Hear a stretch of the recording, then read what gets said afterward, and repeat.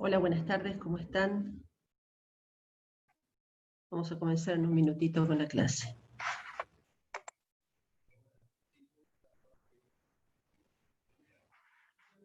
Les voy a pedir que me confirmen si ustedes me están escuchando bien. Buen día, doctora, sí se la escucha bien, ¿eh? Bárbaro, gracias, perfecto. Lo que voy a intentar hacer es poner,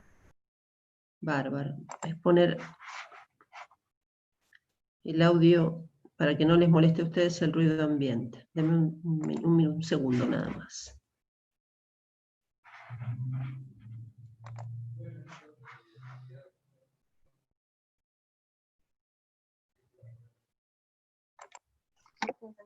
Che, háganse un café porque tengo que mirar el Zoom. Ahora Cecilia, tenés el micrófono abierto. Perdón. No hay problema. Vamos a ver. Conectar. Bien.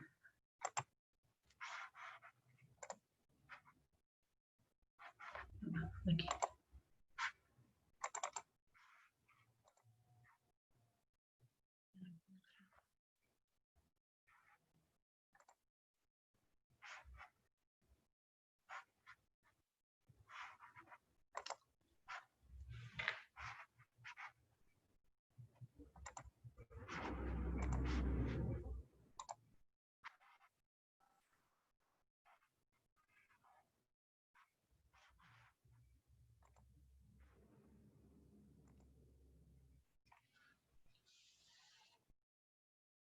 Bueno, creo que ahí estamos, aunque ahora no los puedo ver. Ya lo vamos a solucionar.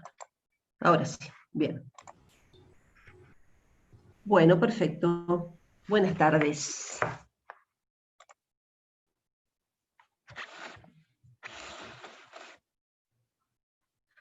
Vamos a comenzar a hablar hoy de pago por consignación. Ayer vi que muchos de ustedes presenciaron la clase del doctor Brun, que les habló de pago, la unidad de pago, que casi les quedó algunos pocos temas, pero en realidad la vieron en gran medida. Y hoy, lo que me ha pedido la doctora Fernández Puentes para el día de hoy es el pago por consignación. Voy a tener que ir un poquitito para atrás para poder tomar este tema, para poder ubicarlos a ustedes de manera correcta. ¿Esto por qué? Porque vieron que la semana pasada yo les hablé de los elementos esenciales de la obligación. Y les decía que en relación al elemento objeto, así tal como había quedado en nuestro código, actualmente teníamos una suerte de fusión, de combinación entre aquellos dos elementos que ya vamos a andar en su momento en hablar de como contenido, que era el equivalente a prestación, y el objeto, que era el equivalente al interés del acreedor. Hoy, en nuestro código, se dice que el objeto es la prestación que hace al objeto de la obligación, o que hace al interés del acreedor. ¿Y esto por qué me interesa plantearlo? Porque en el día de ayer el doctor Brun les expuso la temática de pago, entendiendo a esta unidad y al pago como justamente como aquel cumplimiento de la obligación que desarrolla, en primer lugar puede desarrollarlo el deudor, como el principal obligado al cumplimiento, y el principal interesado también a quedar liberado, pero que también puede ser realizado ese pago por sujetos que son terceros en la obligación. El doctor les habló de los terceros interesados y los de los sujetos terceros no interesados, y en función, justamente no es un tema menor, determinar si tienen ese interés o no, porque les da unas potestades diferentes respecto de lo que pueden hacer en esa obligación. Ahora bien, este pago, sea que lo haga el acreedor, perdón, el deudor, o que lo haga un tercero, necesariamente y fundamentalmente para que cumpla con los requisitos de validez, tiene que cumplir con aquellos requisitos que les había planteado el doctor Bruna ayer, que tienen que ver con el cumplimiento del objeto de ese pago. Y esos requisitos fundamentalmente son que el objeto del pago sea idéntico, que sea íntegro, que aquel que paga sea justamente, o se entregue, tenga la titularidad de lo que entrega si se trata del cumplimiento de una obligación de dar para transferir el dominio de la cosa, y que ese pago se realice en ausencia de fraude hacia otros acreedores. Después hay otros requisitos que son de puntualidad y localización que no hacen a las condiciones de validez del pago. Pero también pueden presentarse otra situación, y ahí es donde yo quiero darles la introducción para el tema de hoy, que se presenta cuando en realidad tanto el acreedor como un tercero que se encuentre con el interés de realizar el pago, desean, quieren, necesitan hacer el pago, justamente ¿para qué? Para liberarse de la obligación, y por determinadas circunstancias o razones no lo puede realizar. ¿Esto qué implica? Pues creo que tuvieron a la doctora Moreno Dubois explicándoles efectos de las obligaciones. ¿Esto qué implica? Esto no puede no tener una solución legal. ¿Por qué? Porque justamente nuestro deudor necesita también poder liberarse en la obligación, liberarse en ese vínculo obligacional. Es más, le asiste el derecho a poder liberarse de la obligación. Entonces, la pregunta que nos tenemos que hacer es, ¿cuál es el mecanismo o cuál es el recurso que ha establecido el ordenamiento jurídico para poder habilitarle al deudor salir de ese vínculo obligacional cuando justamente quiere cumplir de manera correcta con la obligación y, por ejemplo, no puede localizar al al acreedor, o no puede identificar a aquel sujeto que es el acreedor, o tiene ciertas dudas sumamente fundadas de que, por ejemplo, aquel sujeto que le recibiría el pago no reviste la condición de acreedor, y por lo tanto, si paga, puede encontrarse con el problema de que después está realizando un pago que no lo libera en definitiva. Para estas situaciones, y para otras que se pueden presentar, pero que ahora les voy a mostrar en el código ha dado una fórmula muy abierta que permite justamente la utilización de este recurso en varias situaciones, es que se aplica el instituto del pago por consignación. ¿Por qué? Porque el pago por consignación es aquel que habilita al deudor a poder justamente realizar ese pago aún, por ejemplo, en ausencia del acreedor, en rechazo del acreedor, o sea, en oposición del acreedor cuando no le quiere recibir ese pago. ¿Y para qué se utiliza este mecanismo? Para justamente habilitarlo a nuestro deudor o a tercero a liberarse de la obligación. Aun cuando, y acá se va a producir un fenómeno, aun cuando inclusive no se produzca en el mismo momento la satisfacción del interés del acreedor. Vieron que yo les dije, ahora voy a volver a repetirlo, no hay problema. Vieron que yo les comenté en nuestra primera clase, en nuestro primer encuentro, que por ejemplo, para la teoría de la deuda y de la responsabilidad, la obligación tenía dos grandes momentos, ¿se acuerdan? Un momento que era el momento de la etapa de deuda, en la que era el deudor aquel que tenía que llevar adelante todas las acciones tendientes a cumplir con la prestación, y que entonces en ese momento generalmente el acreedor iba a estar en una etapa, diríamos, de latencia, o sea, dejando que el deudor haga lo que tiene que hacer, pero sin molestarlo en cierta medida, sin generarle obstáculos o complicaciones para poder realizar la prestación. Mientras que hay otro momento, el momento de la responsabilidad, que se activa cuando nuestro deudor debió cumplir y no lo hizo, y en consecuencia quedó en situación de mora. ¿Por qué les comento esto? Porque en realidad el pago por consignación, ¿qué es lo que busca? Que nuestro deudor no entre en la situación de mora, pueda liberarse en el cumplimiento de la obligación. Esta herramienta, en realidad, si no la utilizara y, por ejemplo, el acreedor no le recibe el pago, lo que vamos a tener en este momento es aquel efecto inverso, que es que nuestro acreedor va a quedar en situación de mora. ¿Por qué? Porque está dentro también de las obligaciones del acreedor el de justamente habilitar los mecanismos para recibir el pago. De hecho, lo tenemos como un efecto, por eso les mencionaba en la clase de la doctora Moreno Dúa, un efecto de las obligaciones, en este caso con relación al acreedor. Vamos a verlo.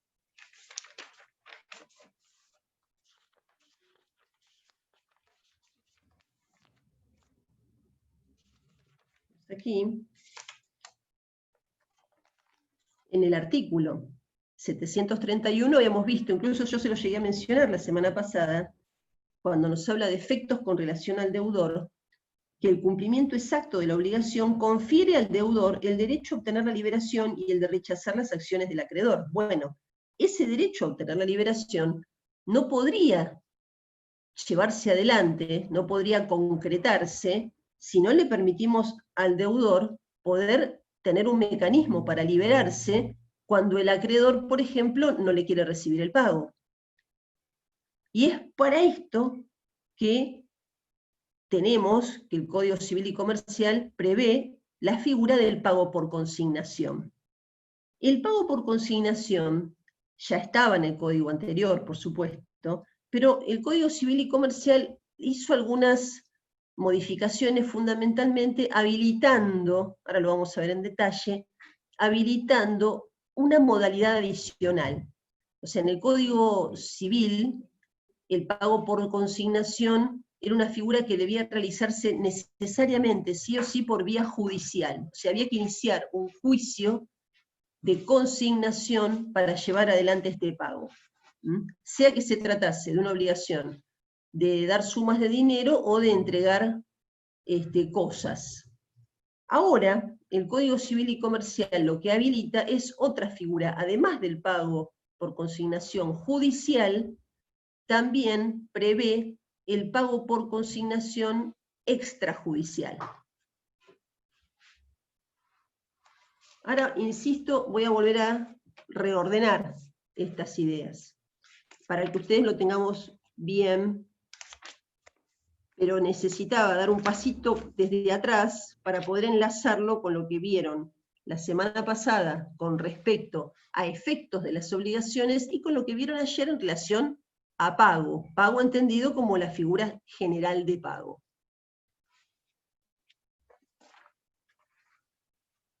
Entonces les decía, tradicionalmente el pago por consignación estaba definido como aquel que satisface el deudor o un tercero interesado con intervención judicial. Esta definición hoy ya no es suficiente.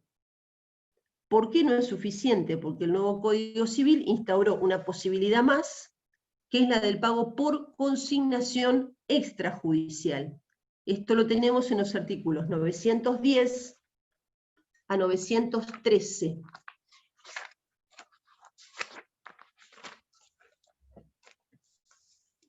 Del Código Nuevo. Vamos a tener desde el 904 a 909 todo el pago por consignación judicial, o sea, en la modalidad judicial, y del 910 al 913 el pago por consignación extrajudicial.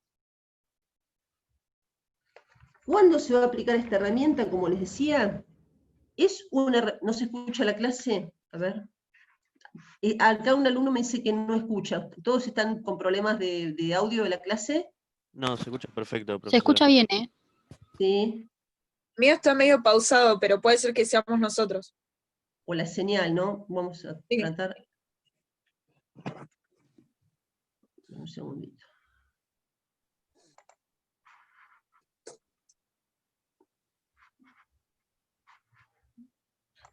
Bien, voy a tratar de hablarles incluso un poquito más fuerte.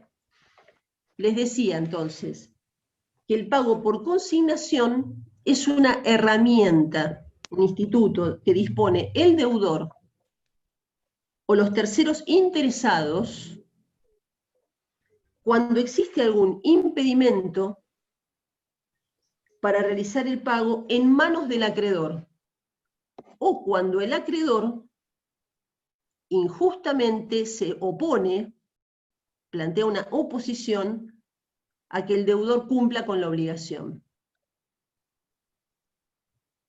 Se los repito, el pago por consignación es una herramienta de la que dispone el deudor o los terceros interesados cuando existe algún impedimento para realizar el pago en manos del acreedor o cuando el acreedor injustamente se opone o rechaza el cumplimiento de la obligación por parte del deudor. Aquí vamos a parar y detenernos en un punto que es fundamental, y que es el núcleo para que entiendan este tema, que en realidad no es muy complejo. ¿Por qué les digo que de esta herramienta la disponen tanto el deudor como los terceros interesados? Porque tanto deudor como terceros interesados poseen ius solvendi. Esto seguro que lo vieron ayer con el doctor Brun. El ius solvendi es el derecho de pagar. Ese derecho de pagar reposa su fundamento también en el derecho que tiene el deudor de liberarse de la obligación, que como vimos tiene estricta vinculación con los efectos de las obligaciones. ¿Y por qué el tercero interesado también tiene derecho de pagar? También hacemos un repaso de lo que vieron ayer. El tercero interesado tiene derecho de pagar porque justamente si no se cancela esa obligación, ese tercero, a pesar de no ser parte en el vínculo obligacional, va a sufrir un perjuicio ¿dónde? En su propio patrimonio. Por ejemplo, porque era un garante. Entonces, a ese tercero le interesa de la misma manera que al deudor que se cumpla esa obligación. Esto es lo que los habilita a estos dos sujetos, deudor y tercero interesado, a disponer del pago por consignación. Es la condición de tener ese ius solvendi en lo que el que les motiva, da justificación a que cuenten con el pago por consignación. El tercero no interesado, ¿tiene posibilidad de iniciar un pago por consignación? No. Por eso les hice la salvedad. De esta herramienta disponen el deudor y el tercero interesado. El tercero no interesado no tiene esta posibilidad de interponer un pago por consignación. ¿Y por qué no lo puede hacer? No lo puede hacer lisa y llanamente porque carece de ius solvendi. ¿Y por qué carece de ius solvendi? Justamente porque si la obligación no se cancela respecto de ese tercero, no va a padecer ningún perjuicio en su patrimonio. Esa es la gran distinción, que justamente le da más facultades, obviamente, al deudor y al tercero interesado, y no se las da al tercero no interesado. Esta aclaración es relevante para entender este tema, para posicionarnos en este tema, porque a partir de ahí vamos a poder reconocer quién es el que puede interponer un pago por consignación. Y también la razón por la cual lo puede interponer. La puede interponer deudor y tercero interesado esencialmente porque poseen ius solvendi. Y es ese ius solvendi, que es ese derecho de pagar, aún en contra de la voluntad del acreedor, el que habilita a buscar la vía de la consignación para pagar la deuda. ¿Bien? Entonces, hecha esta aclaración que es súper importante, tenemos que ver qué requisitos existen de procedencia del pago por consignación. El pago por consignación, que como les dije, va a estar reglado a partir del artículo 904 hasta el 913 en su totalidad. Primero nos dice, casos en los cuales procede. En primer lugar, va a proceder cuando, nos dice el artículo 904, inciso A, cuando el acreedor fue constituido en mora. El inciso B, cuando existe incertidumbre sobre la persona del acreedor. O el inciso C, cuando el deudor no puede realizar un pago seguro y válido por causas que no le son imputables. Vamos a ver que, por ejemplo, el primer supuesto, cuando el acreedor fue constituido en mora, aquí, obviamente, y esto relaciónenlo con lo que vieron en el día de ayer, cuando el acreedor, perdón, cuando el acreedor queda constituido en mora.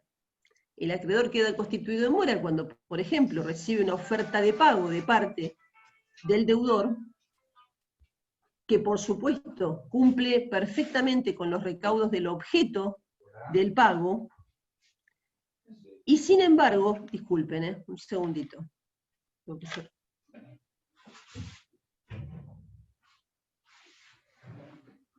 Ahora sí. Y sin embargo, a pesar de haber hecho el deudor la oferta de pago de manera perfecta, cumpliendo con los requisitos de identidad, de integridad, de puntualidad y de localización, el acreedor no se lo recibe, y le rehúsa injustificadamente recibir el pago. Ahí es donde se produce la mora, pero ¿por parte de quién? La mora por parte del acreedor. Ese es un supuesto que le habilita al deudor a poder plantear el pago por consignación. No hay problema. Este es un supuesto que habilita al deudor a interponer el pago por consignación, porque se está encontrando con una valla, con un muro, quiere liberarse de la obligación, quiere pagar, su pago pretende ser perfecto, y sin embargo el acreedor no se lo recibe. Si no realiza la consignación, va a quedar en una situación compleja, y entonces se encuentra necesitado de hacerlo. El segundo supuesto se da cuando existe incertidumbre sobre la persona del acreedor. ¿Quién es el acreedor? Pueden darse situaciones en las cuales esta situación se puede presentar. Pero se los voy a relacionar con el inciso C, porque uno puede quedar subsumido en el otro. El inciso C me dice cuando el deudor no puede realizar un pago seguro y válido por causa que no le es imputable. La doctrina tiene entendido que en realidad esta situación, que el deudor no puede realizar un pago seguro y válido por causa que no le es imputable, en realidad también está, diríamos, contemplando o incorporando también al inciso B, un supuesto en el cual el deudor no está permitido, no puede hacer un pago seguro y válido, también está dado cuando no conoce o no tiene certeza respecto de la persona del acreedor. En el código anterior, por ejemplo, estaba planteada una posibilidad que también en líneas generales queda incluida acá, que tiene que ver con, por ejemplo, cuando el deudor tiene dudas razonables respecto de que aquel que pretende cobrar no sea... Gracias, estoy en clase, perdón. Perdón. Vamos a intentar cerrar.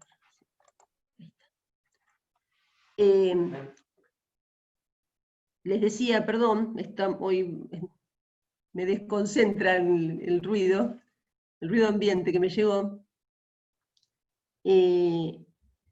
Este supuesto puede quedar subsumido. Por ejemplo, tengo que cancelar un documento que es al portador, y cuando lo voy a pagar, tengo serias dudas de que aquel que reviste ser el acreedor esté en posesión de ese documento, por ejemplo, un pagaré y un cheque, y que en realidad ese documento no lo haya recibido de manera legítima. Si me presentan dudas de esas características, una manera saludable de que yo cancele la obligación y no cometa el error de terminar pagando 2 veces, que sería si pago mal, después tengo que pagarle al verdadero acreedor, la manera saludable es la de realizar el pago por consignación.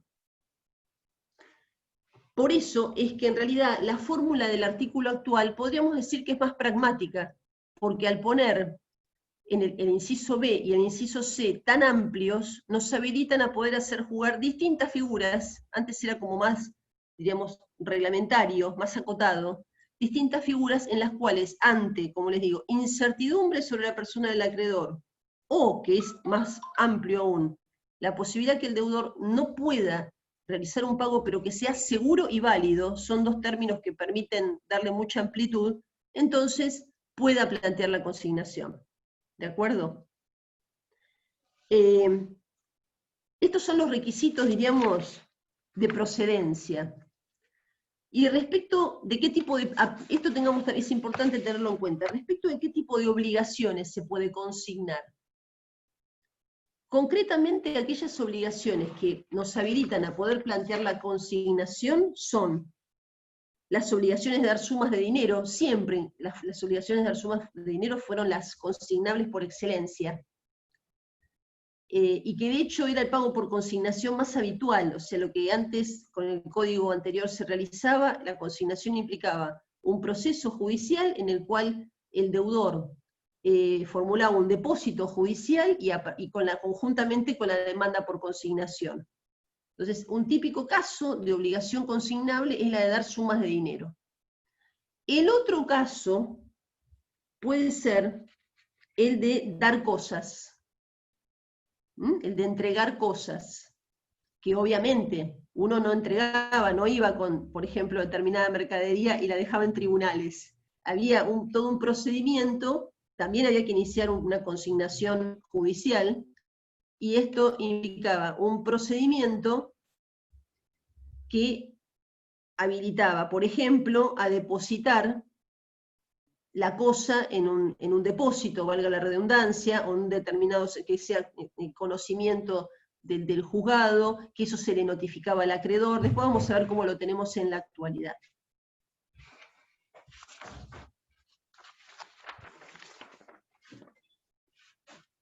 Y ahora vamos a los requisitos de fondo. Como les decía... Profe, perdón. Sí. ¿Esas son las únicas dos obligaciones que se pueden consignar? Hay otra obligación, a ver, ya les digo, y se los voy a, vamos a ver aquí. ¿Qué pasa con las obligaciones de hacer? En las obligaciones de hacer, vieron que en la primera clase que tuvimos juntos hablábamos de las distintas prestaciones, ¿se acuerdan? Dar, hacer y no hacer. Y yo acá tengo alguna inquietud.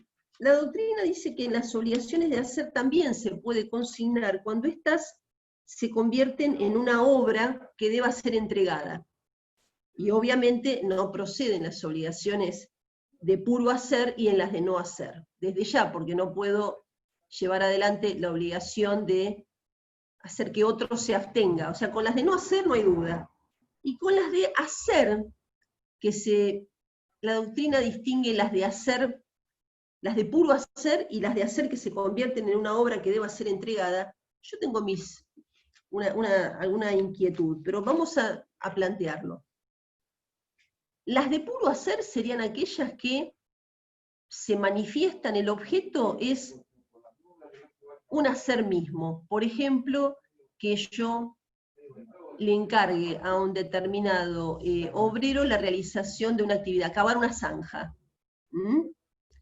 Las de hacer que se convierten en una obra que debe ser entregada, en realidad podríamos decir que en este caso, el hacer es el camino, el medio, para la consecución, la obtención de una obra. Yo le encargo a un carpintero la construcción de una mesa. Obviamente, nuestro carpintero va a tener que, para llegar a la mesa como producto final, va a tener que trabajar. Va a tener que cortar la madera, lijarla, cepillarla, tomarle las medidas antes, etcétera, después ensamblarla, encolarla, etcétera. Esas son todas actividades que dan como resultado el producto final, que sería nuestra mesa terminada. Yo entiendo aquí, les digo, que en estos supuestos, la obligación de hacer que se convierte en una obra entregada, en definitiva, el resultado, lo que busca el acreedor, es el objeto terminado. Por lo tanto, prácticamente, ¿qué es lo que ocurre? El código después nos dice, en estas obligaciones, a los efectos de la entrega, van a regir los artículos correspondientes al régimen de las obligaciones de dar cosas. Con lo cual, en definitiva, vuelvo otra vez al paso anterior, vuelvo a las de dar sumas de dinero y a las obligaciones de dar. Hay autores en la doctrina que hacen la distinción, esta que les menciono, y dicen, las consignables son las de dar sumas de dinero, las obligaciones de dar cosas, las de hacer que se convierten en una obra que debe ser entregada, y no se pueden consignar las que son de puro hacer, o sea, el cavar la zanja, por llamar, o el levantar un muro, o pintar una pared, y las de no hacer. La realidad es que me parece, pero esto es una posición personal, no la tomen, mucho más pragmático acotarlo a las dos primeras que les mencioné, a dar sumas de dinero y dar cosas. ¿Hasta ahí vamos bien? Perdón, yo tengo una duda, más que una duda, como un planteo para poder entenderlo mejor. Con esto último que usted mencionaba, pensaba quizás, ¿no?, en esas obras, por ejemplo, yendo a un caso concreto, obras de arte. Sí. Digamos, ahí tiene algo que ver, ¿no?, como la esencia del producto final, que no sería lo mismo que lo haga una X persona a que lo haga otra persona. Quizás ahí se podría, ¿no?, pues lo entiendo de esa manera. Capaz que en esto de las obligaciones de hacer, para llegar a una obra final, digamos, tiene que tener ese carácter, quizás por eso. No sé si estoy muy perdida o tiene... Usemos este ejemplo, Victoria, usemos el supuesto que vos planteás. Por ejemplo,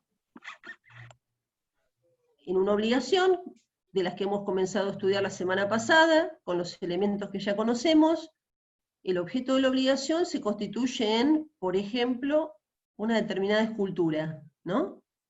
Una escultura que aquí la obligación se ha pactado de manera tal que nuestro sujeto deudor no es cualquier, no soy yo que no sé nada de escultura, es por ejemplo una persona que es un escultor renombrado, y por lo tanto no es indiferente que esa obra la realice este señor a que la realice cualquier persona que no tiene ese talento reconocido, ¿no? Entonces, en el supuesto que estamos aquí, tendríamos a nuestro escultor renombrado que quiere liberarse de la obligación, que tiene la escultura hecha, ¿no? Tiene la escultura hecha y cuando la quiere entregar, el acreedor no se la recibe. En ese supuesto, no tenemos ninguna duda que es la obligación de nuestro deudor escultor es francamente consignable, porque de otro modo no podría liberarse de la obligación, y sería sumamente injusto que el derecho no le reconozca un mecanismo para poder hacer entrega de aquello que ha realizado, aún a pesar de la renuencia del acreedor, del rechazo del acreedor, o inclusive de que el acreedor no esté disponible para recibirlo, porque no solamente es el supuesto de, diríamos, de hostilidad o rechazo por parte del acreedor, sino que, por ejemplo, ha desaparecido y no tiene manera de hallarlo. Ahora, hasta ahí vamos bien, ¿no? Me encanta el ejemplo, porque en este supuesto, el objeto de la obligación ya está hecho, ¿verdad? Y nuestra obligación, que podríamos decir, en un primer momento, implicaba un hacer, o sea, el escultor tenía que ponerse a, por ejemplo, tallar la madera, después, esencialmente, tenía que culminar en la escultura terminada. Esa obligación, convertida en la escultura terminada, no cabe duda que permite la consignación. ¿Por qué? Porque este sería un supuesto en el cual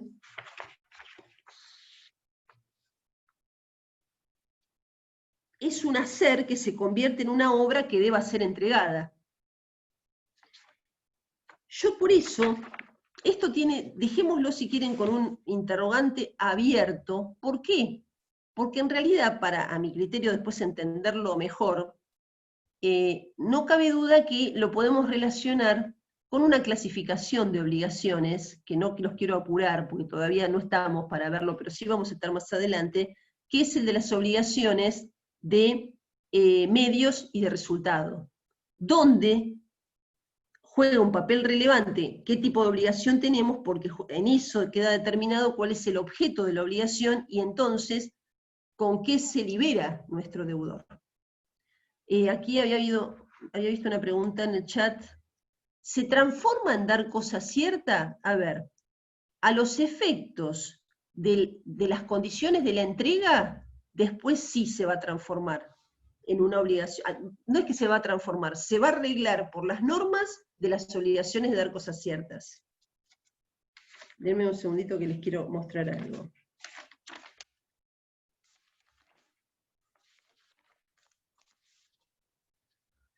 Un segundo,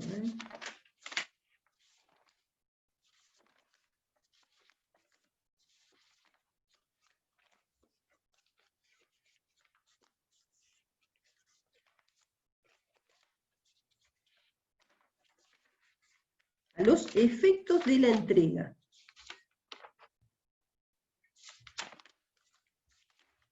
Y se va a regir por las reglas. No hay problema, Victoria, que podés entrar y saber. A mí no me molesta para nada y a los compañeros tampoco, si se te complica con la conexión. No hay problema. Aparte, aclaro una cosa, esta clase ya queda grabada automáticamente, así que después la van a poder ver capaz que con más tranquilidad si se les complica para entrar y salir, ¿sí? Ahora, ¿qué requisitos de fondo tiene el pago por consignación? En realidad, está sujeto a los mismos requisitos de fondo que tiene el pago, que vieron ayer. ¿Cuáles son esos requisitos? Los que habíamos visto respecto del artículo 867. El pago por consignación, lo que diríamos, se altera o cambia en este caso, es el ámbito en el cual yo, deudor, realizo el pago. Pero esto no significa que yo no tenga que cumplir con todos los requisitos del objeto del pago. El objeto del pago tiene que ser perfecto en cumplimiento de sus requisitos. ¿Por qué? Porque justamente hacen a las condiciones de validez del pago. Entonces, ¿qué voy a tener que hacer? Yo como deudor que quiere consignar, esto es importantísimo, tengo que consignar entregando aquello que idénticamente me obligué. O sea, tengo que cumplir con el requisito de identidad. Tengo que consignar entregando o cumpliendo con el objeto del pago de manera íntegra, completa. O sea, no puedo pagar parcialmente la obligación. No se olviden, esto es importante, porque si pago de manera parcial, no estoy haciendo un pago perfecto. Y si no hago un pago perfecto, ¿qué es lo que ocurre? Voy a consignar incorrectamente, el acreedor me puede impugnar o contrarrestar o controvertir la consignación, y si yo pierdo en el juicio por consignación, las costas de la consignación, ¿quién las va a tener a su cargo? Las va a tener que cargar el deudor que consignó. O sea, esto es muy importante, y yo siempre les digo a mis alumnos, se los decía en clase presencial, cuando tenemos que consignar, que les diría tenemos que prestar especial atención en cumplir con estos requisitos del pago, porque si yo a mi cliente, por ejemplo, no advierto que la obligación tenía intereses y deposito solamente el importe de capital, no estoy cumpliendo de manera íntegra con el objeto del pago. Y esto me puede dar lugar a que el acreedor rechace la consignación o me venza en cuanto al resultado de la consignación, y la carga de las costas, los honorarios, aportes, etcétera, en un proceso judicial, las va a tener el perdidoso. Entonces, siempre les digo, debemos mirarlo y analizarlo y hacerlo bien, conociendo estos requisitos, para que la consignación se haga de manera perfecta, y después no tengamos que lamentar que respecto de nuestro pago, nuestro cliente, además de tener que pagar la obligación, tenga que pagar costas judiciales por el resultado de la consignación judicial. Entonces, en los requisitos de fondo vamos a tener que cumplir con la integridad, la identidad, la puntualidad y la localización. La capacidad, que el pago obviamente no se realice en fraude de otros acreedores, que el crédito esté expedito, que el deudor sea el propietario de la cosa, si es que se trata nuestra obligación, de una obligación de dar cosas ciertas para transmitir un derecho real, que esto lo vieron ustedes ayer con el doctor Brum. A ver, aquí.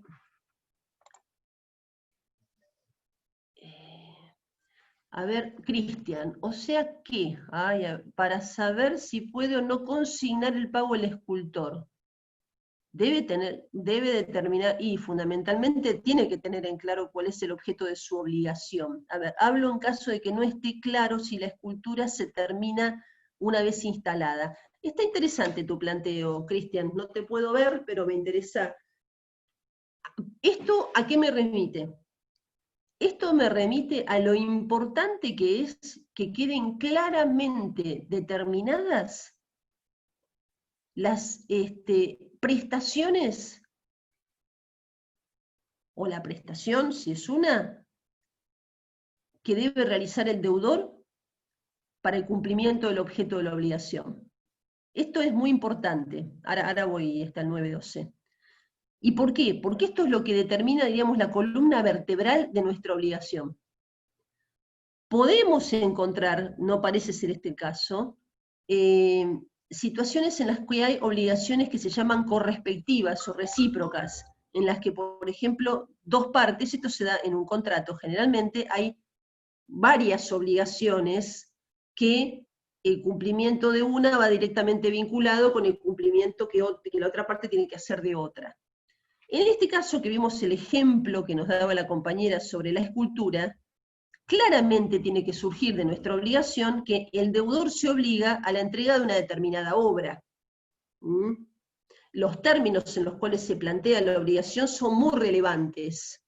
¿Por qué? Porque van a ser los que van a demarcar el ámbito de actuación del deudor. Y aparte otra cosa, que me lo iba a decir hace unos minutos, se me había olvidado. En este ejemplo de la entrega de la escultura, ustedes ya lo pueden advertir. ¿Qué es lo que tuvo en cuenta el acreedor? El acreedor lo que tuvo en cuenta son las condiciones o la capacidad especial que tiene este sujeto para entregarme esa obra. Estas obligaciones se llaman obligaciones intuito personal. Entonces, alguien lo escribió, bien. Estas obligaciones intuito personal deben ser, diríamos, canceladas con, justamente, en este caso, la entrega de esa escultura. No podemos después, para el cumplimiento, exigir que lo haga otro a costa del deudor, porque justamente fue muy importante determinar que lo haga este artista talentoso, y no cualquier mortal que no sabe de escultura. Ahora bien, en este punto, por eso a la observación que hace Cristian, en el caso en que no esté claro si la escultura se termina una vez instalada, acá lo que tiene que quedar claro es que el objeto de la obligación tiene que ser la entrega de la escultura. Y no otra cosa. Si no se da esa claridad en los términos del vínculo obligacional, ahí lo que vamos a tener es un defecto o en cuanto a cómo fue planteada la obligación. ¿Sí? Pero partamos de la premisa en que quedó claro que el señor X tenía que entregarme una determinada escultura, que la tiene hecha y que me la quiere entregar. El punto en el pago por consignación está aquí, no nos olvidemos. Nuestro sujeto, deudor, tiene la escultura lista y me la quiere entregar. Y no me la puede entregar porque yo no se la recibo. Entonces, ¿cómo puede hacer para liberarse? Para quedar liberada del cumplimiento de la obligación. Acá alguien me pregunta el 912. Vamos a esperar un poquito. Vamos a esperar con el 912 porque todavía no llegué. Eso es de consignación extrajudicial. ¿Sí? Estamos todavía empezando.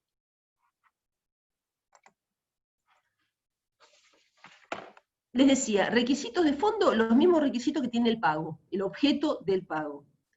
Requisitos de forma, y ahora sí me voy a entrar en detalle respecto de los recaudos que hay que tener para dar cumplimiento con las formas en la consignación judicial. Es bastante práctico. ¿Qué vamos a tener que hacer? Cuando vamos a hacer una consignación judicial y se trata, acá hay que distinguir qué tipo de obligaciones, de qué tipo de obligación se trata la que tiene que cumplir el deudor. Cuando se trata de una obligación de dar sumas de dinero, en este caso lo que hay que realizar es el depósito vía judicial de la suma de dinero que se considera deudarse. Si se trata, atención, esto se hace con el escrito de demanda en conjunto, previo, cuando se interpone la demanda ya hay que interponerla con la constancia del depósito judicial del monto que se debe. Si el juicio debe tramitar en un juzgado civil y comercial, por ejemplo, de la provincia de Buenos Aires, el depósito va a tener que hacerse en el Banco de la Provincia de Buenos Aires. Si se trata, por ejemplo, de una consignación que tiene que ver con una competencia federal, un juzgado federal, el depósito va a tener que hacerse en el Banco Nación. Si se trata de un expediente que tiene que iniciarse en la ciudad, en los tribunales de la ciudad de Buenos Aires, el depósito tiene que realizarse en el Banco Ciudad. Pero siempre tiene que realizarse, la demanda va precedida del depósito judicial del importe que se adeuda. Es importante tener muy en cuenta que cuando determino el importe que hay que depositar, tengo que tener presente que el pago tiene que ser, no se olviden nunca, íntegro, completo. Entonces, si por ejemplo, a mi obligación de dar sumas de dinero correspondía adicionarle intereses compensatorios y moratorios, tengo que calcularlos y tengo que sumarlos, e identificarlos en el pago. ¿Por qué? Porque si no pago enteramente, insisto, como les decía hace unos minutitos, no estoy haciendo un pago completo, hago un pago parcial. Y no se olviden que el acreedor no está obligado a recibir pagos parciales. En consecuencia, les puede rechazar o se puede oponer a esa consignación. Ese, diríamos, es el primer supuesto, el supuesto en el que quiero consignar una obligación que tenía por objeto dar sumas de dinero. El segundo caso es cuando hay que consignar una obligación de dar cosas ciertas. En este supuesto, el código no previó esta cuestión, sí la preveía el artículo 764 del Código Civil, del código anterior.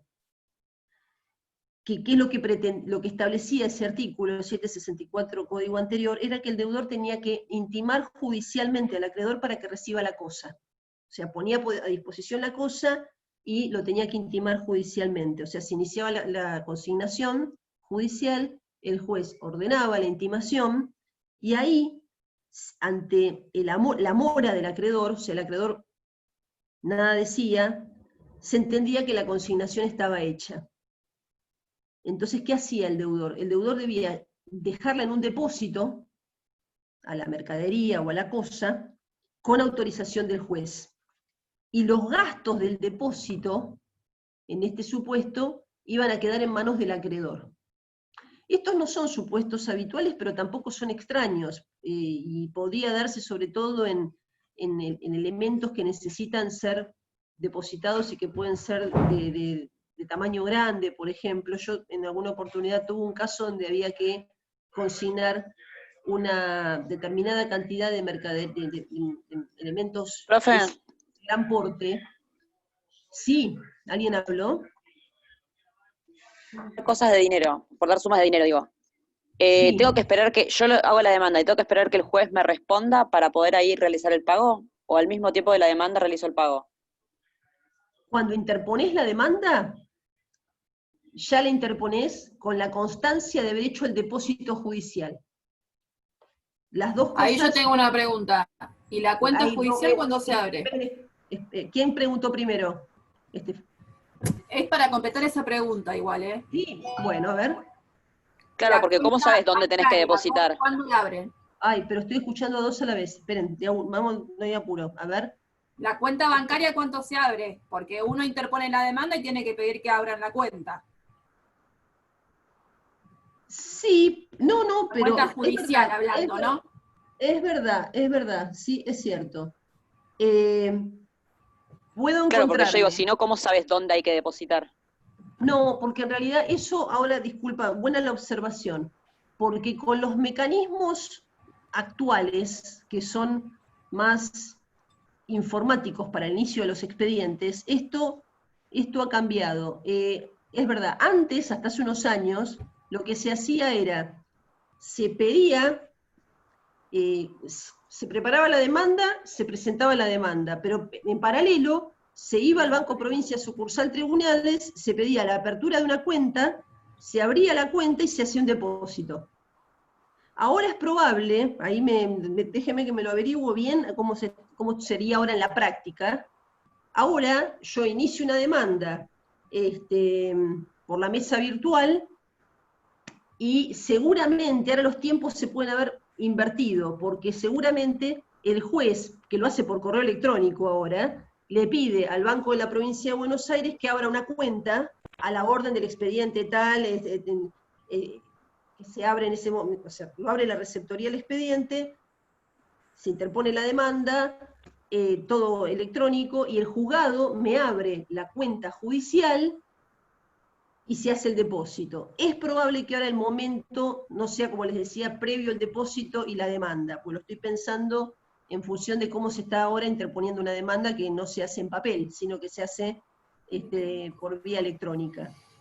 Pero sí lo que va a ocurrir es que el juez va a tener, diríamos, una vez que tiene demanda y depósito, ahí libra lo que es el equivalente al traslado de la consignación.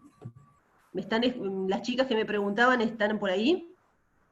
Sí, Claro. Eso lo comprendo. Ahora, cuando por ejemplo es laboral, que se hace el depósito en una cuenta sueldo del empleado y después se pide la consignación judicial. Ya ahí directamente no interviene el juzgado, o sea, no interviene la cuenta bancaria de tribunales, ¿o sí? Ay, ahí me mataste, déjame que te averiguo bien, porque a ver... No, porque yo las hago, por eso pregunto. Yo las Ajá. hago, las consignaciones judiciales, y las depositamos en la cuenta sueldo del empleado, que no está conforme con lo que se le quedó en el sueldo, y se hace un pago por consignación judicial en la laboral. Pero con perdón, la cuenta del, claro. Con la cuenta que tenía abierta para la empresa como cuenta sueldo. En esa cuenta te habilitan a poder hacerle, diríamos, por ejemplo, le pagaste 10.000 y no está de acuerdo. Sí. Entonces vos querés, para liberar al empleador, consignás, no sé, 5.000 más, ¿no? Claro, sí. Esos 5.000 en sede laboral, vos lo podés depositar a la cuenta la misma cuenta de sueldo, sí. Bien. Y presentás el depósito o la transferencia con los comprobantes en el mismo momento de interponer la demanda. Ahí va, por eso vos, claro, son modalidades que han ido cambiando, porque cuando vos interpones entonces la demanda de consignación al juez laboral, al tribunal arbitral, al tribunal laboral, ya le estás diciendo, yo deposité estos 5.000. Claro, la liquidación, sí, una liquidación final. Sí. Claro. Sí, bien el dato. Yo hace muchos años que no hago laboral, era mi fuero de origen, después lo dejé de hacer. Por eso son detalles que van teniendo sus particularidades. Que tiene que ver con, por ejemplo, esto que comentás vos de sede laboral. Lo mismo que puede pasar con cualquiera de las otras sedes, federal, provincia, y con esto otro que tiene que ver con la digitalización y con la tramitación de los expedientes por vía electrónica. Antes si uno estaba con la boletita, parece que es una antigüedad arcaica, ¿no? La boleta de depósito en triplicado que se llenaba... con papel carbónico, mano alzada y papel carbónico. Exacto, mano alzada y papel carbónico, del carbónico verdadero, y había que llenarlo y era una cosa que ahora es inviable. Y ahora no te podías equivocar porque no podías tachar tampoco. Había que hacerla de nuevo, y estaban numeradas, horrible. Y ahora todo eso se hace vía correo electrónico, que lo hace un funcionario de cada juzgado, que tienen firma electrónica, y le mandan el correo al funcionario del Banco Provincia, o del banco que sea, si es el Nación, si es algo federal, y son solamente movimientos que después todo aparece en el expediente. Bien, bárbaro con estas aclaraciones que suman. Entonces tenemos dar suma de dinero, que es la más habitual, y que se plantea de esta manera. Dar cosas ciertas que, como les digo, el código actual nada previó al respecto. Entonces lo que yo les mencionaba era el 764 anterior, que nos permite tener un criterio de cómo podría hacerse, o cómo seguramente los juzgados lo habilitarían, si lo que yo tengo que entregar es una cosa. O sea, el ejemplo de la escultura, ¿sí? El escultor no debiera llevar la escultura a la puerta del juzgado. Lo que tiene que es, si utilizamos el mismo criterio que planteaba el 764, interpone la consignación, el juzgado debiera intimar al acreedor a que reciba la cosa, y si no la recibe, podría incluso quedar la escultura en el domicilio del mismo deudor y él quedar como depositario, porque sería realmente la solución más práctica. Pero también es una manera de dejar liberado al deudor de los efectos, de no quedar en curso en mora o en el incumplimiento de la obligación. O sea, acá lo que hay es una clara situación de acreedor en mora. Tercer situación. Cuando se trata de cosas perecederas, o cuya custodia, básicamente de cosas perecederas, o sea, por ejemplo, de mercaderías que deben ser entregadas porque si no, ¿qué pasa? Se deterioran, pierden su utilidad. Entonces, en ese supuesto, podría ocurrir,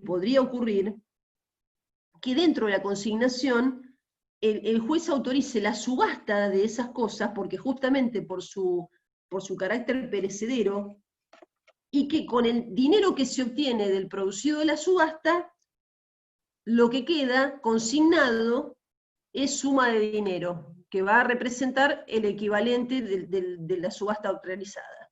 Entonces, son todos elementos prácticos para poder llevar adelante esta consignación. Ahora, ¿qué efectos nos presentan la consignación realizada en estas condiciones? Y acá vamos a lo interesante. Podemos tener, les digo, dos situaciones. La primera situación sería cuando nuestro deudor realiza la consignación, la presenta en el expediente, y no es impugnada. El acreedor no la impugna. Primera situación. O también el acreedor la impugna, pero a pesar de que el acreedor la impugnó, el resultado final es que el juez la declaró válida. Vamos a la primera situación, o sea, consignación que prospera porque es declarada válida tanto con impugnación del acreedor o sin impugnación del acreedor. En ese supuesto, si al notificar al acreedor de la consignación, el acreedor no la impugnó, o si la impugnó y el juez, a pesar de eso, la consideró válida la consignación, los efectos del pago por consignación se retrotraen al día en que se notificó la demanda. ¿Qué quiere decir esto? Que es como si nuestro deudor se hubiese liberado, hubiese hecho el pago, y el acreedor se lo hubiese recibido el día que se notificó la demanda. Por esto es que le sirve al deudor realizar el pago por consignación y hacerlo de manera perfecta.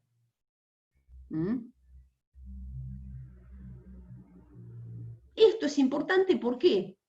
Porque el tiempo que pasa desde que se interpone la demanda hasta que se dicta la sentencia no lo va a perjudicar al deudor.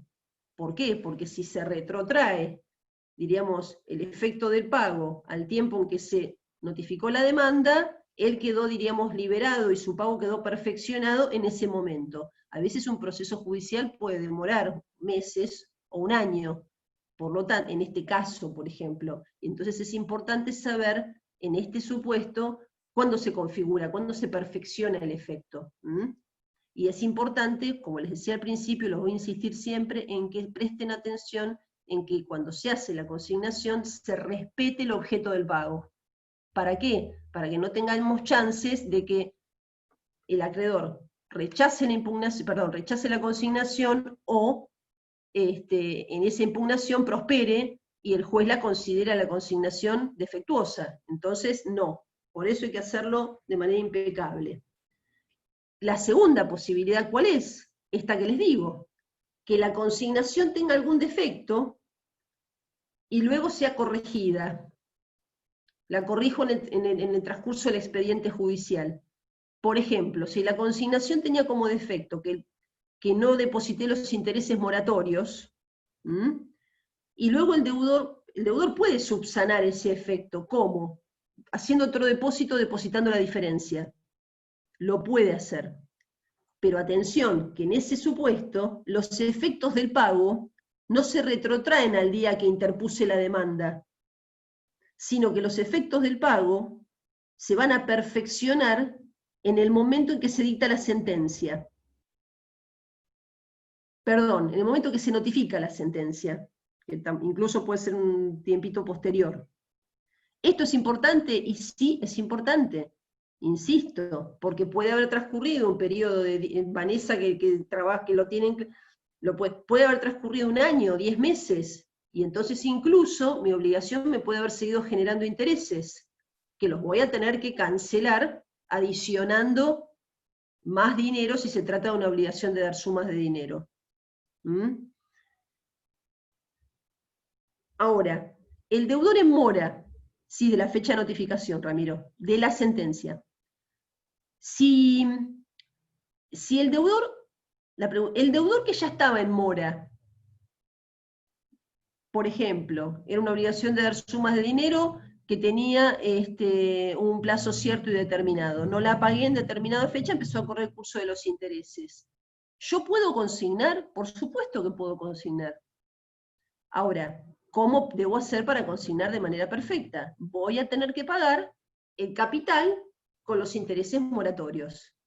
Entonces de esa manera yo respeto el recaudo, el requisito de la integridad del pago. Casi que les diría que el requisito de la integridad del pago es uno de los más importantes a considerar en este caso, para poder determinar cómo tengo que hacer la compensación, perdón, la consignación.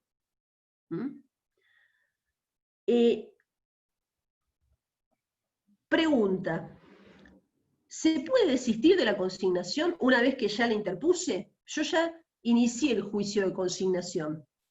¿Puedo desistir, dejarla sin efecto, ir para atrás? Bueno, está prevista esta cuestión. Esto lo tenemos previsto en el artículo 909 del Código. Dice, el deudor tiene derecho a desistir de la consignación, pero atención, no en cualquier momento. El deudor puede desistir antes de que la acepte el acreedor, o antes de que haya sido declarada válida. Entonces, deudor interpone la demanda de consignación, depositó, podría, diríamos, para decirlo en términos sencillos, echarse atrás, no, 909, Luciano, 909 del Código. Puede hacerlo siempre y cuando el acreedor todavía no haya aceptado la consignación, o siempre y cuando todavía el juez no se haya expedido y no la haya declarado válida. Una vez que eso ocurrió, dice, con posterioridad, solo puede desistir con la conformidad expresa del acreedor. O sea, acá no va a poder desistir de manera unilateral. Si ya fue declarada válida o ya el acreedor la aceptó, la única manera de obtener el desistimiento es con el acuerdo, con el consenso del acreedor. ¿Cuándo podría darse esto? Podría darse esto si ambas partes acuerdan por vía extrajudicial cancelar la obligación. Para evitar tal vez gastos mayores. Podría llegar a darse. Pero es importante tener en cuenta estos momentos. El desistimiento, diríamos, es libre en las dos condiciones del inicio, pero ya no lo es condicionado a que el acreedor me lo acepte en la segunda posibilidad.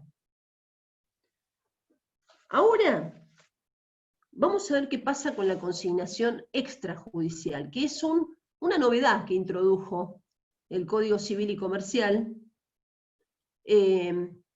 incorporando, diríamos, una incumbencia en beneficio de los escribanos, porque esta es una posibilidad que se puede llevar adelante, pero siempre y cuando se le dé intervención a un notario, a un escribano, nuestros primos hermanos en el ejercicio entre las profesiones liberales. ¿De qué se trata? Como les digo, no estaba en el código anterior, esto lo incorporó. Y se permite, en el artículo 910, en un ratito voy al tema de las costas, denme un segundito que es interesante eso, sí. Me interesa esa pregunta. Acá sí tenemos que ir al artículo 910 para la consignación extrajudicial. El 910 prevé que el deudor de una suma de dinero pueda optar entre el pago por consignación judicial o por la extrajudicial. En este caso, la consignación extrajudicial solo va a aplicar cuando se trata de obligaciones de sumas de dinero. No le podemos llevar la escultura a la escribanía del señor X, ni le podemos llevar 10 cajones de tomates a la escribanía X. Solamente aplica cuando se trata de obligaciones de dar sumas de dinero. ¿Cuándo se puede dar? ¿O cuál es el procedimiento? En este supuesto, el depósito tiene que realizarse en una escribanía, a nombre del acreedor, y entonces en ese supuesto se pone a disposición del acreedor esa suma de dinero que se deposita en la escribanía. Antes de poder hacer esto, el deudor tuvo que notificarle al acreedor de manera fehaciente el día, la hora y el lugar en el cual iba a realizar ese depósito. Lo más recomendable es que le envíe una carta documento donde lo notifique de que va a proceder a realizar la consignación extrajudicial de la obligación X, en virtud de la cual lo constituye o le notifica que el día 1 de octubre del año 2020, a las 12 horas, efectivizará el depósito de la suma de 10.000 pesos en la escribanía del notario tal, registro tal, ubicada en el siguiente domicilio. Le tiene que dar toda esa identificación circunstancial. Se lo tiene que hacer antes. Se lo realiza antes, tiene que ser recepticia, tiene que recibirla, tiene que realizar de manera fehaciente, como les digo, y cuando llega esa fecha, tiene que justamente realizar ese depósito. Una vez depositada esa suma ese día, en esa escribanía, ahí le aparece una tarea, una misión al escribano. ¿Qué va a tener que hacer el escribano? Va a tener que notificarle al acreedor que se hizo ese depósito. ¿Y no lo puede hacer en cualquier momento? No, tiene un plazo. Aparte al escribano le va a interesar hacerlo dentro de un plazo, porque no le va a interesar quedarse con eso durante un mes. No, tiene 48 horas. Dentro de las 48 horas tiene que realizar esa notificación, que también, por costumbre, como lo hacen los escribanos, lo va a hacer por un medio fehaciente. ¿Por qué? Porque permite demostrar después, probar que justamente cumplió con la notificación. Ahora bien, esto también puede convertirse en un paso previo a la consignación judicial. ¿Por qué? Porque si el escribano le hace esta notificación al acreedor y el acreedor no concurre, no da señales de vida, no aparece, no se comunica con la escribanía, este va a ser el paso previo para después tener que realizar la consignación judicial.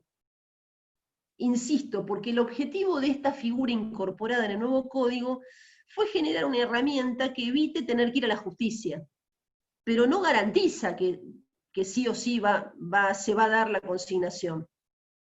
Por otra parte, también habrá que ver si mi obligación justifica utilizar esta vía, porque tengamos en cuenta, algunos de ustedes tal vez no lo saben, y otros sí, que la utilización del servicio del escribano va a tener un costo.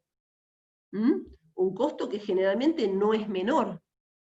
el escribano va a cobrar por hacer la intimación, por por realizar el acto de la recepción de esa suma de dinero, y después por, dentro de las 48 horas, hacer la comunicación. Y seguramente, si va el acreedor a recibir el dinero, también le labrará un acta, y tal vez le certifique la firma. Todo eso es costo.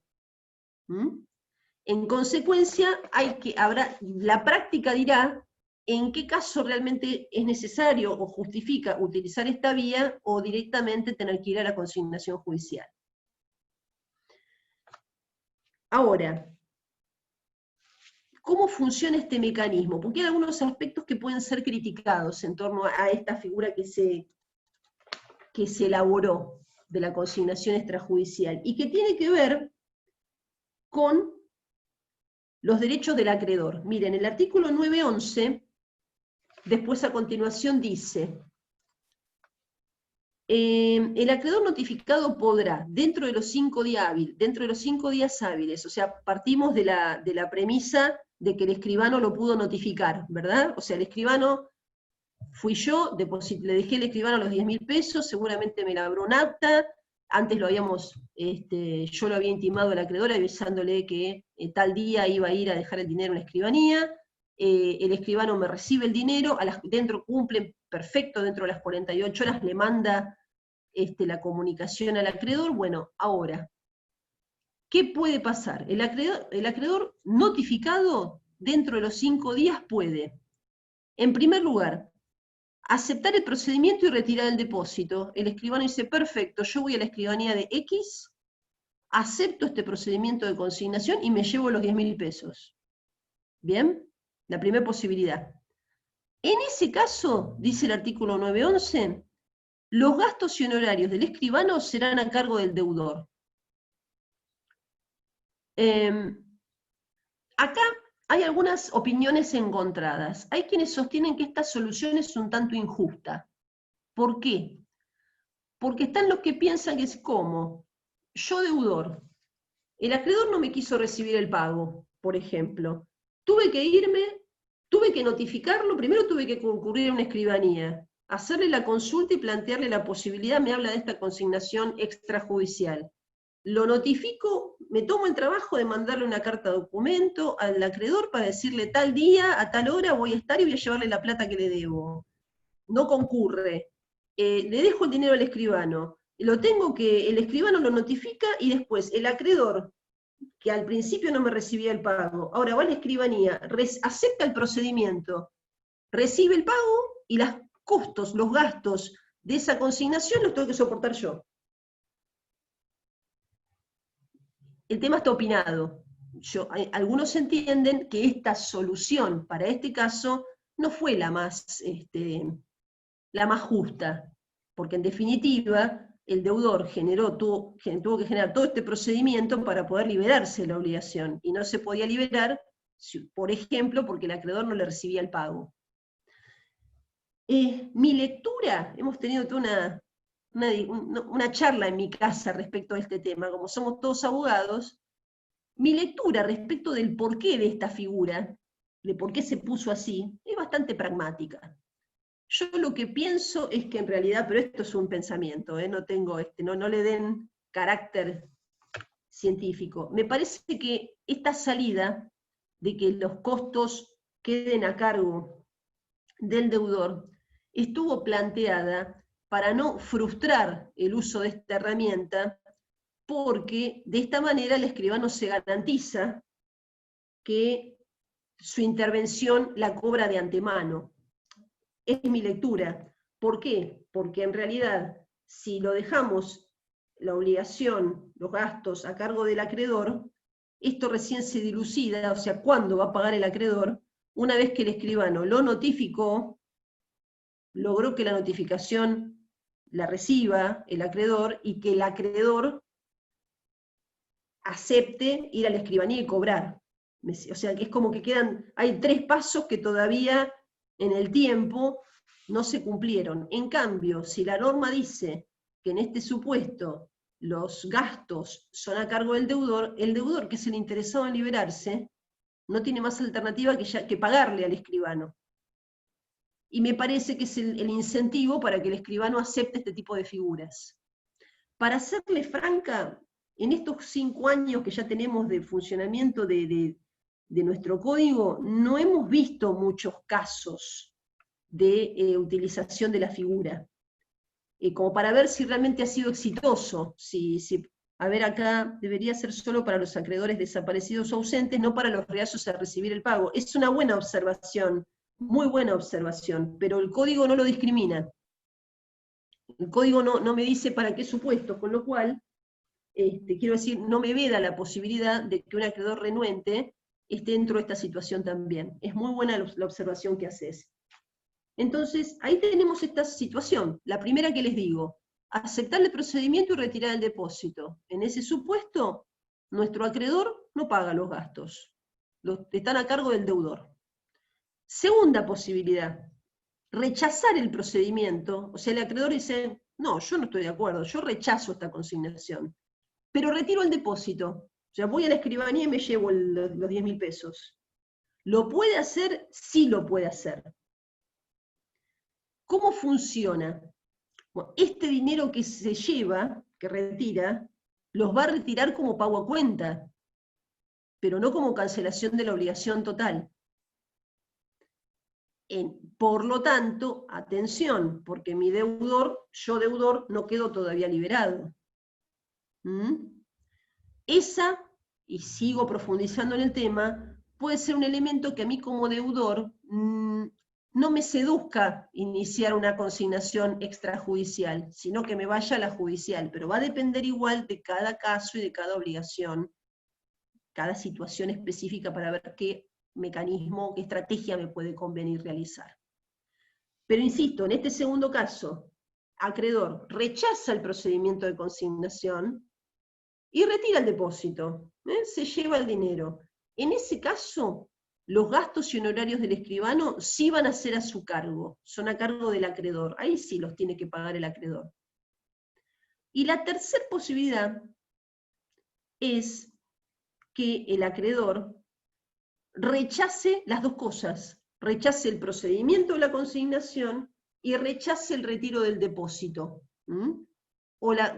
O también, que tiene el mismo efecto, o que no se expida, que guarde silencio. Entonces nunca concurra a la escribanía, nunca retire el dinero, y por ende, digamos, de facto, se entiende que ese silencio también es no prestar conformidad con la consignación. En estos supuestos, en ambos casos, el deudor, ¿qué puede hacer? El deudor puede retirar el dinero que dejó en la escribanía, porque sabe que esto va a caer en saco roto, no tiene ningún tipo de futuro, ¿y qué es lo que hace? Ahí puede decir, para hacer la consignación judicial. La norma nada dice en este caso de los honorarios y de los gastos. La experiencia profesional indica, mis estimados, que el escribano no va a poder realizar esta tarea de manera gratis. Entonces, ¿qué va a ocurrir? Nuestro deudor, que se quiso liberar, intentó ir por la vía de la consignación extrajudicial, se encontró con que el acreedor, después de todo este derrotero, que es más pragmático que un juicio, no dejo de reconocerlo, pero no se presentó a la escribanía, o directamente rechazó el procedimiento y decidió no retirarse el dinero, quien va a tener que pagar, la norma no dice nada, no dice lo paga el deudor o lo paga el acreedor, pero entonces la práctica dice que para poder retirar el dinero que en su momento dejó depositado en la escribanía, también, ¿qué va a tener que hacer? Va a tener que pagarle los honorarios y los gastos al escribano. ¿Se entiende? Entonces... Ahora, ¿esto lo podría repetir después? ¿Podría pedirle al acreedor renuente que le abone los gastos, que le devuelva los gastos que causó? Podría ser una alternativa. Podría ser una alternativa. No está previsto, pero en el proceso, o sea, imaginemos, como vos bien decís, Vanessa, que después tiene que ir a hacer una consignación judicial. Si la consignación judicial, obviamente, dentro del rubro gastos, sería viable liquidarlos, porque no dejan de ser mayores gastos que se generan por la conducta del acreedor. Y me parece sumamente atinada pensar en esa posibilidad, ¿verdad? Sí, sí. Hasta acá vamos bien. Después vamos a tratar ¿Cómo estoy de tiempo? Ya vamos terminando igual. El tema, como pueden ver, el tema es como muy estructurado. Les debo reconocer, no es un tema súper divertido. Vamos a ver que en Derecho a las Obligaciones tenemos temas mucho más apasionantes. Pero lo que sí les puedo decir es que es un tema que después cuando sean abogados y ejerzan la profesión, si tienen que realizar una consignación, que seguramente la vida los puede poner en esa situación, no deja de ser importante conocer estos recaudos prácticos y sobre todo lo que nos pide la normativa de cómo tenemos que hacer la consignación. Porque perder una consignación por no cumplir, por ejemplo, con el objeto, con el requisito de la integridad, es letal. Porque después es como que la condición de perdidoso también nos pone con la carga de pagar los gastos judiciales que derivan del proceso de la consignación. Entonces, es un tema que no es de los más lindos que tenemos, pero sí es sumamente práctico y es importante conocerlo bien cómo funciona. Justamente por estas consecuencias que puede generar el encararlo mal. Les quería... una cosa importante.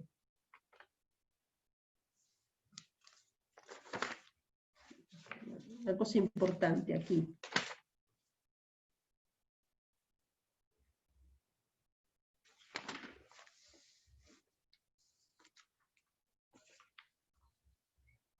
Otra cuestión, que esta la observaba un colega, me la observaba hoy, aunque yo le hacía algunas observaciones. Me decía este colega que, de acuerdo a esta normativa, también una cuestión que le aparece como interesante, como curiosa, es que para hacer la consignación extrajudicial, en ningún lugar del código dice que es necesario que nuestro deudor que quiere liberarse tenga que ir a la escribanía con patrocinio letrado. O sea, nada indica que tenga que acudir a un abogado para que lo represente o lo asista en cómo hacer la consignación. El escribano seguramente va a conocer del tema, pero no tiene por función llevar adelante el asesoramiento letrado.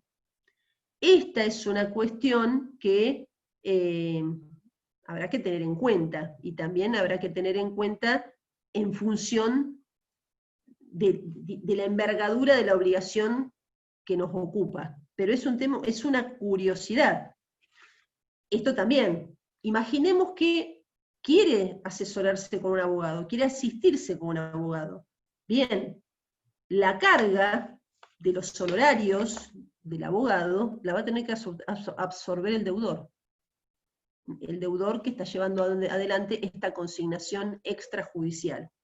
Pero no está previsto, no está prevista la intervención del abogado conforme el Código Civil, pero nada quita que nuestro deudor decida utilizar los servicios de un abogado para estar más, digamos, más protegido en su asesoramiento, pero por lo menos en esta instancia, las costas las va a tener que absorberlo, no las costas, porque no son judiciales, pero los honorarios profesionales los va a tener que absorber el deudor.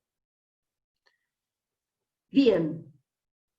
Queremos aprovechar para alguna pregunta, quiero mirar mientras tanto el chat. Antes de que se vaya, el 912, que decía una compañera que quería que se lo explicara, que no me había entendido. Bien, es uno de gracias. los supuestos del 911. Sí, es verdad, el 12 era, ¿no? Sí. Derechos del acreedor que retira el depósito. Si el acreedor retira lo depositado y rechaza el pago, o sea, se lleva el dinero que está depositado en la escribanía, pero no está de acuerdo con la consignación, que sería el supuesto que les decía, rechaza el procedimiento pero retira el dinero. ¿Se acuerdan? Puede reclamar judicialmente un importe mayor, claro, porque lo puede tomar como pago a cuenta, o considerarlo insuficiente, o exigir la repetición de lo pagado por gastos y honorarios por considerar que no se encontraba en mora, o ambas cosas, claro, porque no está rechazando el procedimiento. El acreedor puede decir, yo no estaba en mora, yo nunca me opuse a que se haga a que se me pague. ¿por qué tengo que ir a una escribanía? Pero yo me llevo este dinero, pero lo tomo como pago a cuenta, e incluso puedo intimar después al cumplimiento de la diferencia del saldo. Porque, atención, en este supuesto, como el acreedor rechaza el procedimiento, al rechazar el procedimiento no está teniendo como cancelada la obligación. Entonces puede hacer, el 912 le habilita al acreedor decir, bien, retira lo depositado, rechaza el pago, puede reclamar judicialmente la diferencia, y puede, acá está, exigir la repetición de lo pagado por gastos y honorarios por considerar que no se encontraba en mora, o ambas cosas, eso en caso de que lo haya pagado. Y después dice, en el recibo debe hacer reserva de su derecho, esto es fundamental, ya les debe haber anticipado el doctor Brun ayer. El recibo es un elemento que ustedes como futuros abogados nunca deben olvidar, que ahí debe estar inserto todo aquello que sea fundamental para determinar la identificación de la obligación, qué es lo que se paga, en concepto de qué se paga, o sea, la imputación del pago, y las circunstancias de lugar y de fecha. Entonces, aquí ocurre lo mismo. Si el acreedor quiere hacer reserva de estos derechos, ¿dónde lo tiene que poner? En el recibo que le va a firmar ¿a quién? Que le va a firmar al el escribano cuando él se lleve los 10.000 pesos. ¿Sí? Caso contrario, si firma y no hace ninguna salvedad respecto a este tema, caso contrario, se considera que el pago es liberatorio desde el día del depósito. Si yo, perdón, no, en mi ejemplo yo soy la deudora, si el acreedor fue a la escribanía, retiró el dinero, firmó el recibo, no hizo ninguna salvedad y lo recibe, como dice acá, sin reserva alguna, se considera que el pago es liberatorio y cancelatorio ¿desde qué momento? Desde el momento que yo, deudora, fui a la escribanía e hice el depósito. Por eso es tan importante dejar constancia de lo que nos interesa dejar constancia en el recibo, que es el documento por excelencia.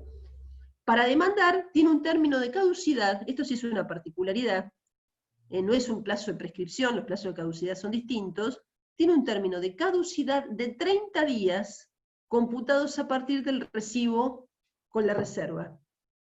Acreedor va, firma, retira ese dinero, hace la reserva y tiene 30 días para demandar por la diferencia. Se va entendiendo, es, insisto, muy estructurado, pero tiene una lógica, a pesar de que puede haber algunas cuestiones que tienen que ver con el pago de los gastos que pueden ser discutibles. ¿Alguna pregunta, chicos? Que puede ser de esto o puede ser de algún tema de lo que hayamos visto el jueves pasado.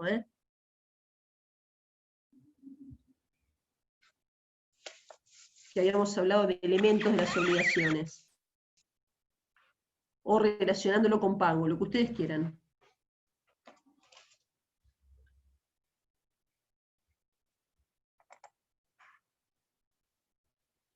Acá.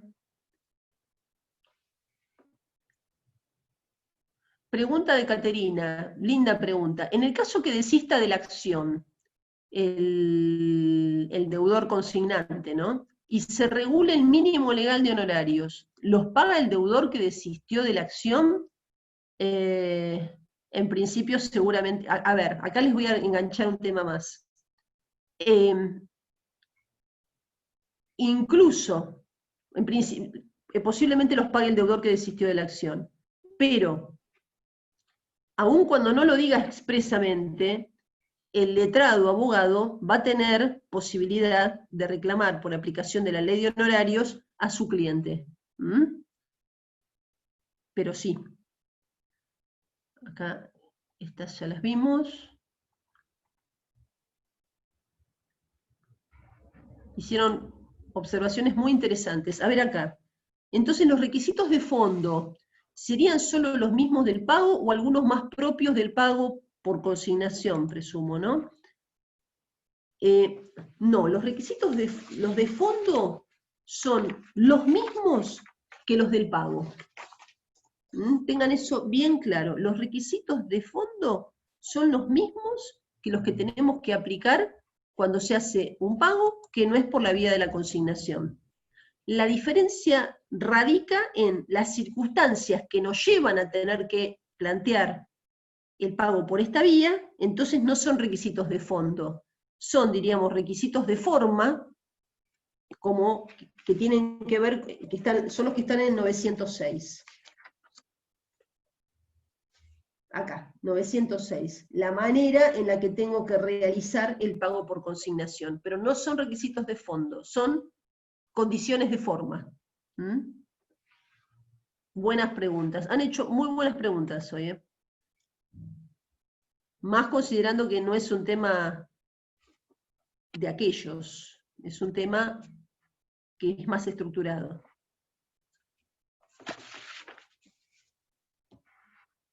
Respecto de elementos, ¿andan bien? Yo le iba a hacer una pregunta, pero respecto a la semana que viene, ¿tenemos con usted? Porque el cronograma dice otra cosa. A ver, ya te digo. El cronograma dice doctor ambos, pero no sé en qué horario. Yo tengo, dame un segundo que tengo un cronograma impreso.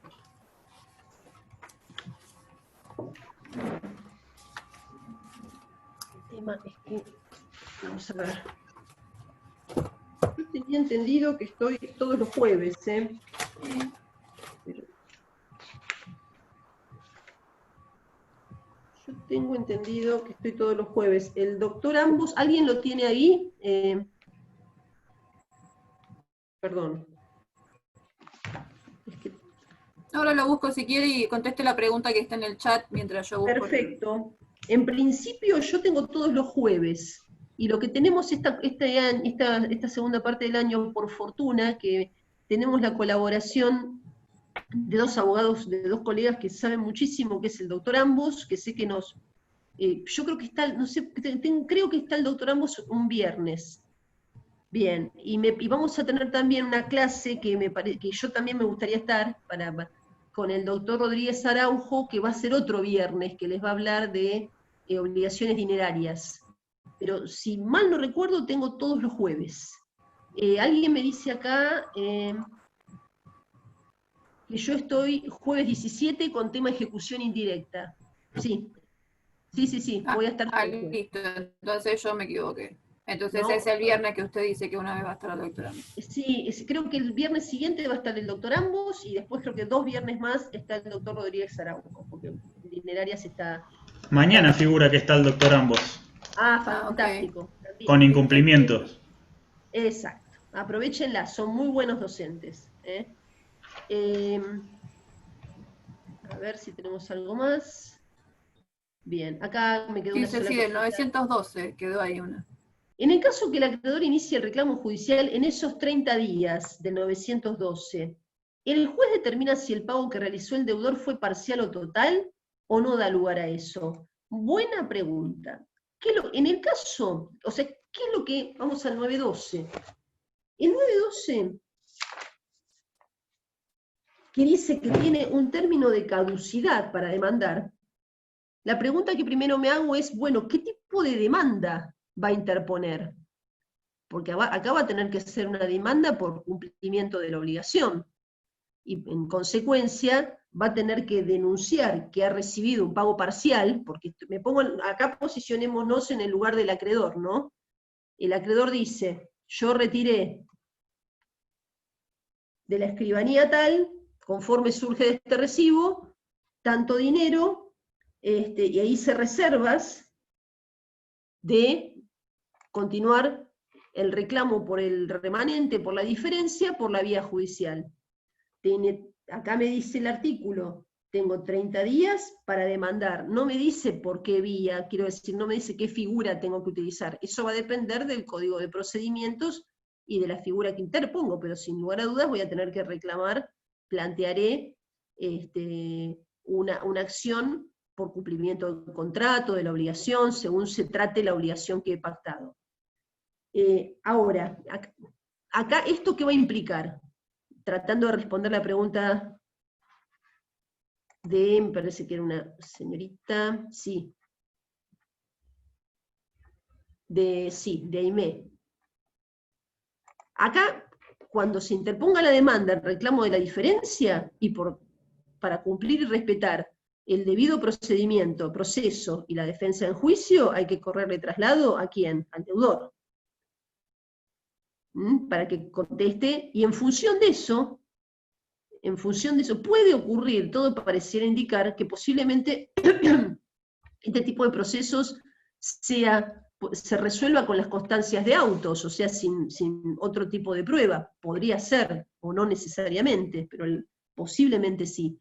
Entonces, en ese supuesto, después, sí o sí hay que correrle traslado al deudor. El deudor planteará su posición, dirá o esgrimirá por qué a su criterio el pago fue completo, o no, pero en definitiva, ahí después esto termina con una sentencia en la que el juez determine si el pago fue parcial o no, y cuánto es lo que se adeuda, y mande a pagar la diferencia. O sea, en este proceso que prevé la parte final del 912, tiene que culminar con una sentencia judicial que o entienda que la deuda está cancelada, o le haga lugar a la demanda al acreedor y mande pagar una determinada suma que va a ser en diferencia, o por pago de la diferencia de lo que ha quedado sin pagar. Y ahí nuevamente volvemos al tema de las costas judiciales. ¿Quién va a cargar con las costas? Por el principio, diríamos, histórico, procesal, que el perdidoso, en principio, el principio objetivo, la carga objetiva de la derrota se llama, que aquel que pierde es el que tiene que cargar con las costas. Seguramente las costas serán a cargo, en este caso, del deudor vencido. Sí, que lo veo difícil. Si el deudor, cuando contesta la demanda, con los elementos que tiene y con la prueba que produzca, logra convencer al juez de que en realidad el rechazo que hizo el acreedor fue improcedente, rechazo a la consignación, y que lo que retiró en aquel momento era el importe completo que debía, bueno, perderá la demanda el acreedor y las costas las cargará el acreedor. Pero va a depender de las circunstancias de cada caso.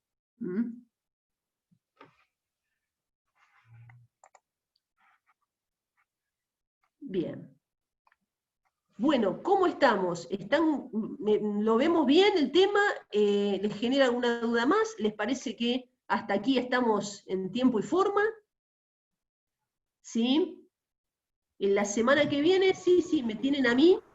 Vamos a ver ejecución, es muy importante, es entretenido, tenemos muchas situaciones prácticas, así que si tienen también, si quieren aprovechar y poder pegar una leída antes, muchísimo mejor, porque lo hacemos más rico. Pero hubo muy buenas preguntas hoy, más considerando que no es un tema de los más amenos, pero muy buenas preguntas que la verdad que a mí también me da mucho gusto poder darles la clase con ese ida y vuelta. Así que bueno, nos vemos el jueves que viene, cuídense mucho, y esta clase está grabada, así que aquellos que no pudieron escucharlo, se les complicó, después la pueden volver a escuchar. Les mando un saludo, gracias. Gracias, doctora, hasta luego. Gracias, hasta luego. Muchas gracias. Gracias, Giovanna.